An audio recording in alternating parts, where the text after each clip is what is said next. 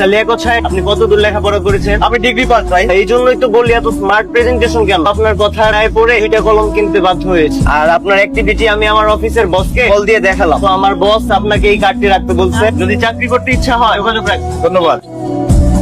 আজকে সব মিলায় 10টা বাসে উঠছে। এক একটা কলমে যদি 8 আনা করে থাকে, তোর ভাগে দাঁড়ায় 250 টাকা। তো তো অভিনয় ভালো হয়, অভিনয়টা আর একটু ন্যাচারাল করতে হবে। আমি তো আজকে যাই না বস, একজনের খাবার বাড়তি হইব, তাহলে রতন রে খাই দিতে কইতাম সারাদিন আমার পিছে পিছে করে। এমনিতেই অভাবের সংসার, তার মধ্যে আরেকজনের বাড়তি খাওয়ানোর দরকারটা কি? সারাদিন আমি কাজ করে কি করি? টাকাই তো কামাই করি। সংসারে লেগে যে টাকাটা দাও, এটার একটা অংশ আমি জমায় রাখি। ডাক্তার কি কইছে এরপর বোঝা যাইব আঙ্গ বাচ্চা হইব কি হইব।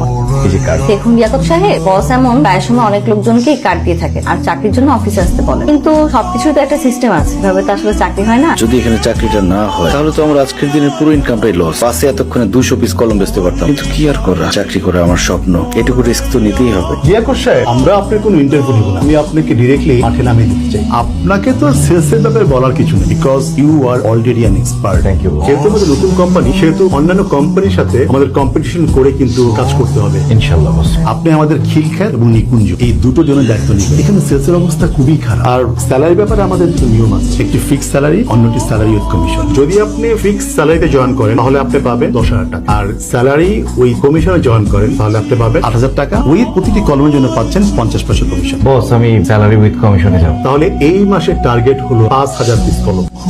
বাসে তো প্রতি মাসে সব খরচ বাদ দিয়ে আমার 10-12 হাজার টাকা এমনিতেই থাকতো। এখানে প্রতি কলমে যদি 50 পয়সা কমিশন থাকে তাহলে 5,000 কলমে হচ্ছে 2,500 টাকা, মানে 8,000 স্যালারির সাথে যোগ করলে হয় 10,500 টাকা। তাহলে তো কম হয়ে যাচ্ছে। আচ্ছা, যদি 10,000 কলম হয় তাহলে তো 10,000 গুণন 50 পয়সা মানে 5,000 টাকা, তার মানে মোট দাঁড়াচ্ছে 13,000 টাকা। হ্যাঁ, এটা হলে ঠিক আছে, তাহলে আমার হকারের পরিচয়টাও ঘুচে যাবে। লিয়াকত সাহেব, কি ভাবছেন? আমি আসলে 10,000 কলমের টার্গেট নিতে চাই। আপনি পারবেন? জাদুর কাঠি বিক্রি করি বস, জাদু না থাকলে হয়। ওকে ফাইন, আপনাকে একটা অ্যাপয়েন্টমেন্ট লেটার দিয়ে দিচ্ছি। শুভ অপরাহ্ন ভদ্র মহোদয়। আমি অনেকক্ষণ যাবত খেয়াল করছি আপনি গভীর মনোযোগের সাথে মোবাইল টেপাটেপি করছেন। আচ্ছা ঠিক আছে ভাই, কি লাগবে সেটা বলেন। আপনার কাছে এই দণ্ডটিকে সামান্য কলম মনে হলেও আমার কাছে এটি স্বপ্ন পূরণের হাতিয়ার। আপনার তো রীতিমতো হকারি শুরু করছে। আমার এমনিতে কলম লাগবে। আমার দোকানটা দেখতেছেন না, দোকান ভর্তি অনেক কলম। এখন আর দোকান নাই, দোকান হয়ে গেছে কলমের গুদাম। আমার এই কোম্পানির কলম নতুন হলেও এই কলম বলতেছি তো এখন লাগবে না।